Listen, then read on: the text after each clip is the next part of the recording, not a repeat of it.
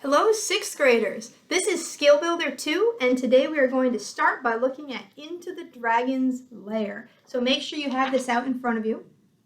As you're looking through this music, you might see a couple of things that you don't recognize what they mean, and we're going to talk about that in a minute. But first, what I'd like you to look at are just the notes. Just the notes that you're going to have to play, the pitches or the letter names of the notes. And you should notice that for this piece, they are actually very easy. There's only two notes that you are asked to play in Into the Dragon's Lair, F sharp and E.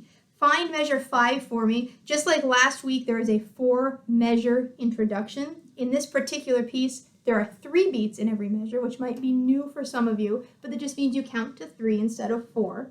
So after our 4 measures of rest for an introduction, at measure 5, your first note should be F sharp. It's a green note. Remember, your notes will not be color-coded for long, but it is kind of a nice help for those of us who are still trying to remember how to read our notes. So at measure 5, that green note is an F sharp. Think to yourself right now, how do I play the note F sharp on my instrument? And if you're a violin or a viola, you should be thinking 2 fingers on the D string. If you're a cello, you should be thinking 3 fingers on the D string. And if you're a bass, you should be thinking 4 fingers on the D string. So that's the note F sharp. Now count with me, measure 5, 6, 7, 8. In measure 8, you have 3 notes. And those are 3 yellow notes. They're all the same note, and those are all the note E. Now think to yourself, how do I play the note E on my instrument? This is one of those notes I love because we all play it the same way. 1 finger on the D string. So those are the only 2 notes you have to play throughout Into the Dragon's Lair. Now, there are a couple of things that make this piece very challenging. The first thing is you can see right up here at the beginning, it says presto. That's the tempo marking. And in parentheses, it says presto means very fast. This is a very fast piece of music, but when you learn something that is a fast piece, you don't always learn it fast. And so we're going to start by learning it pretty slow and maybe try to speed it up as we go along. But today I'm going to start at a pretty basic, a reasonable tempo to start with your first time playing this. Before you play this, what I'd like everyone to do right now, in a minute, don't do it yet, but is to pause the video and practice saying through all of your notes and rests. I'm going to give you an example, but I'm not going to do the whole thing here. At the beginning, you would rest for 4 measures. You would go 1, 2, 3, 2, 2, 3, 3, 2, 3, 4, 2, 3. Then starting at measure 5, it would sound like this. F, rest, rest. F, rest, rest. F, rest, rest. E, E, E, F. Just get the idea of what I'm asking you to do. So reading every single note and rest. Go through the whole thing. Make sure that you can read all of those notes. It doesn't really make sense to try to play something until you know that you can read the notes. Otherwise, you'll just be guessing. And so right now, pause the video and make sure you can read all of your notes. All right, you're back. Hopefully you actually paused the video and read your notes. And if you didn't, then pause the video and read your notes. But we are going to move on, and we are going to practice playing starting at measure 5. We're not going to work on the introduction right now because that's just resting for 4 measures. However, I have linked or attached to the Google Classroom a file of a play-along to Into the Dragon's Lair. It is very, very fast, so practice it a few times before you try it, but it is kind of a fun way to play this piece. The play-along track has 3 clicks of a count-in, so it goes click, click, click, and then it starts with the introduction. But we're going to go slow. Let me grab my violin. Slow from measure 5. Hey guys, sorry to interrupt your lesson, but I think you're going to like what I have to say, so make sure you stick with me. I appreciate how hard everyone is working to adjust to this new lesson format, and so sometimes I want to give you the chance to be rewarded for doing the things I've asked you to do. And so this week, you are going to be able to enter into the 90s candy giveaway. I have all of these different 90s candies that were super popular when I was a kid, and I thought this would be a fun thing for you to have a chance to win. So one person from each class will win to pick one of these that they'd like to have as a prize, and then there, of course, will be plenty extra for us to do this again in a future week.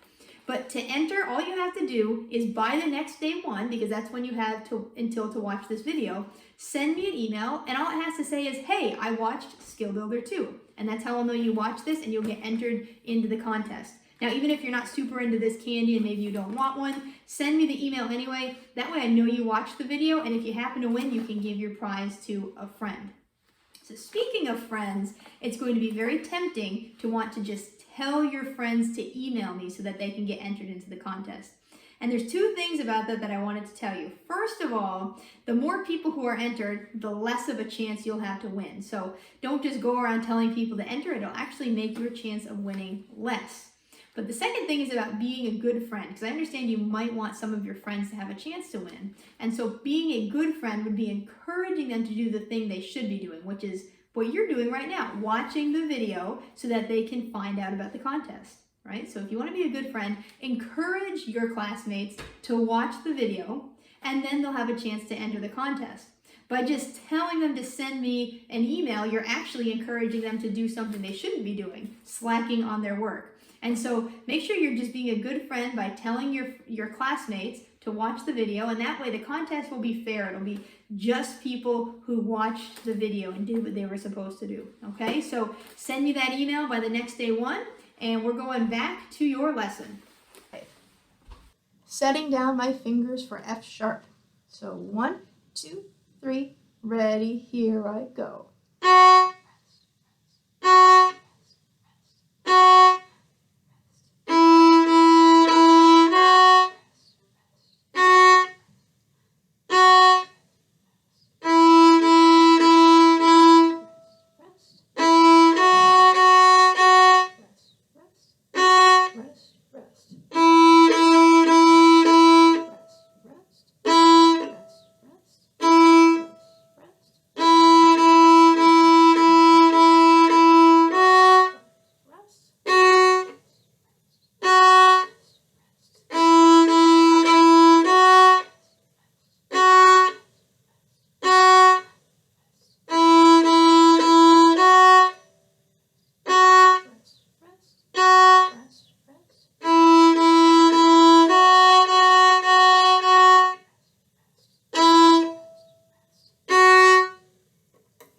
Hopefully you were able to keep up with me. If you're still struggling with this, again, this is a good time to pause and make sure you can play this. You shouldn't be upset if you can't do it on the first try, but you want to make sure that before we add all of this stuff, that you know those notes and you can play them in tune and at the right time. So rewind that and play it with me a few times until you have it down. But I'm going to move on now to what these symbols mean and how we can change our playing to make sure we're playing everything that is on the page. Let me put my violin down. And the first thing that you might see underneath the notes are these things called dynamics, the things that I have in purple. And the word is up here, dynamics. A dynamic is a marking that tells you how loud or how soft the music should be. And if you think to songs that you like to listen to on the radio or online, you might realize that music is not always the same volume. And actually having different dynamics makes the music a lot more dramatic, a lot more interesting. With a piece called Into the Dragon's Lair, you can imagine that this is a very dramatic piece of music. There are a lot of different dynamic markings, but there are only 4 in this piece, so we're just going to go over those now, and we'll talk about the others next time. The first is a P. P stands for piano, and piano means soft. So a lot of times in class, especially when we do our warm-ups or we're playing a piece, I say nice and loud and proud. I want you to play as loud as you can. When the music says piano, I still want you to play with confidence, but it means that it should be a little bit softer. So piano means soft. Okay. The next thing, forte. The F means loud. This is the loud and proud that we do when we do our warm-ups and our scales. Okay, so soft and loud. You should be able to hear a difference between them. Next, crescendo. When you see this symbol, it means to get louder. You can kind of use the symbol to help you remember what it is, because it kind of looks like you start with a little bit of sound and grow to more and more sound as you go along. If you look in your music, you also might sometimes just see it look like this. Instead of having the symbol, it'll say C-R-E-S-C. That's an abbreviation for crescendo that might be written into the music, and that is in here as well. So if you had a P and then a crescendo and then an F, it means start soft, gradually get louder until you hit forte or loud. Lastly, a decrescendo, it's the opposite of a crescendo. It means to get softer. So as you look at Into the Dragon's Lair, you can see what the dynamics are throughout the whole piece. So starting at measure 5, it is forte. That means it's loud. And it's going to be forte until there's another change in the dynamics. So follow along every measure. Look to see until you find the next dynamic marking. And it looks like it's one measure before 18 or measure 17. There's a decrescendo. You're supposed to get softer. And then at measure 18, it is piano. So now we're soft. Keep following along. 4 measures later, you see C-R-E-S-C, crescendo, get louder. So over those 2 measures, you're going to gradually get louder until you get to measure 23, forte. Now we're loud again, okay? Keep following along. It stays loud, it stays loud, it stays loud. At measure 34, suddenly we are piano. And then right away, we crescendo back up to forte and we end forte. If you want something kind of funny and fun to do, you can practice reading your notes and making your voice do the dynamics. We might do that in class. It's kind of silly when you do that, but it's a good way to learn the dynamics. One other, or actually it's 3 other things, but another set of different markings you might see are directions about what to do with your bow. You will see this over some of the notes. That means down bow. And when you play a down bow, it means you move your bow from the frog towards the tip. So down bows always go in this direction, okay?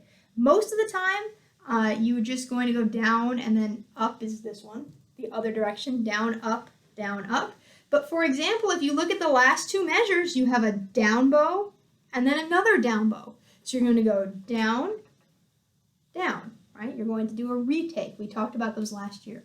The other thing that you will see under some notes is called an accent. And I'm going to demonstrate for you what an accent should sound like. When a note has an accent, it means to just put a little bit of an extra oomph behind the note. And you can see the accents are in the last 2 measures with those 2 down bows.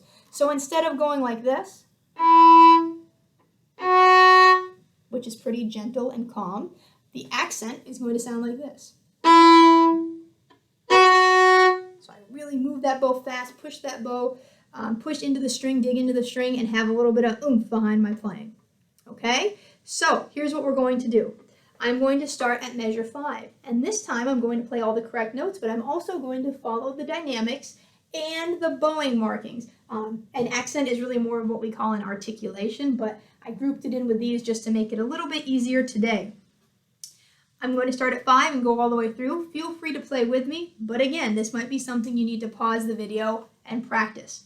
But here I go from measure 5, nice and loud and proud with forte. So 1, 2, 3, ready, here I go.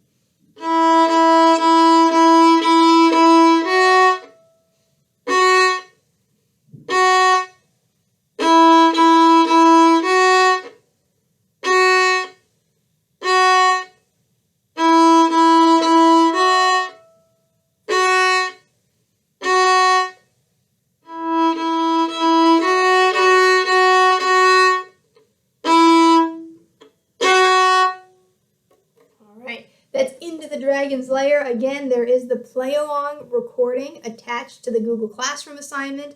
It's really fun to play with the recording. We're going to try it in class, although it's hard as a whole group to be able to hear and play. So if you want a chance to do that, try it on your own at home, okay?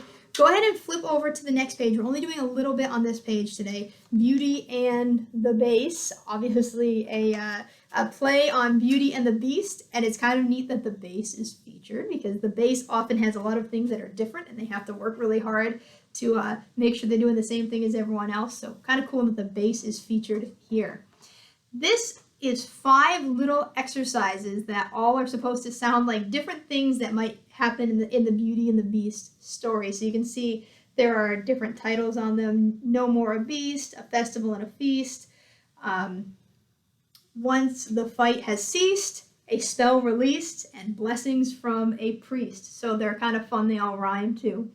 We are only going to do one of these today. We're actually going to do number 2, A Festival and a Feast, because that has all of the notes and things we have worked on so far this year and dynamics we have worked on, and we'll do the rest of them next time. You can think, does this sound, how does this fit in with the story and the description that it has? So if you take a look at number 2, line 2, A Festival and a Feast, if you kind of browse through it, you will see that there are 4 different notes that you will have. One of the notes is open A. That's the very first note, actually. The first 3 notes you play are open A. You also have F sharp. That's the note we just worked on in the dragon one. What's it called? Into the Dragon's Lair, sorry. I have a lot of tunes on my mind right now. And then we also have the note E. That's the note we also played on Into the Dragon's Lair. And then finally you have open D. So open D, open A, F sharps, and E's. All those are the notes that you're going to have throughout this.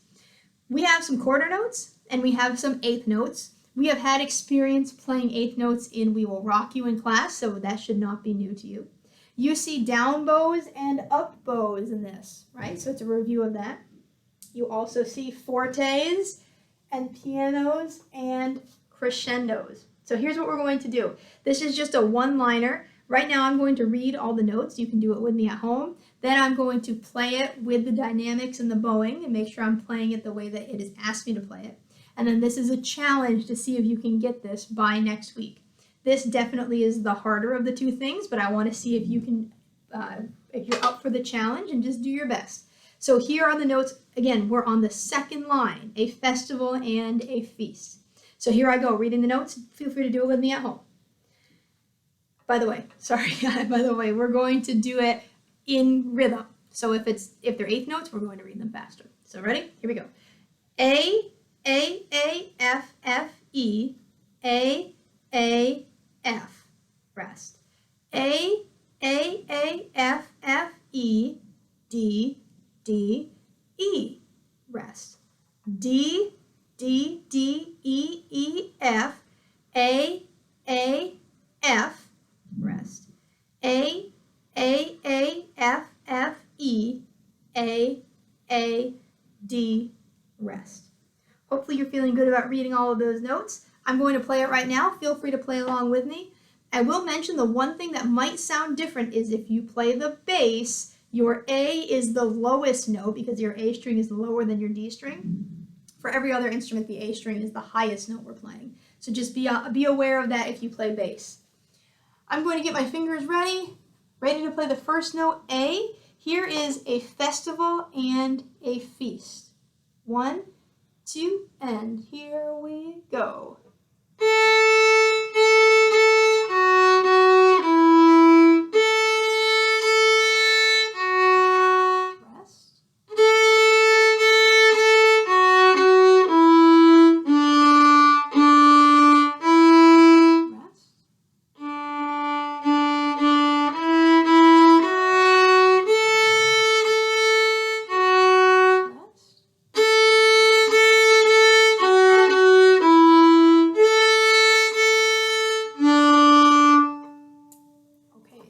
A challenge. I really want everyone to come back next week definitely being able to play Into the Dragon's Lair and knowing what these dynamics mean. So make sure you memorize these and have that down. And then line 2, A Festival and a Feast, try your best to get that. Challenge yourself, have a little bit of grit, and spend some time practicing it.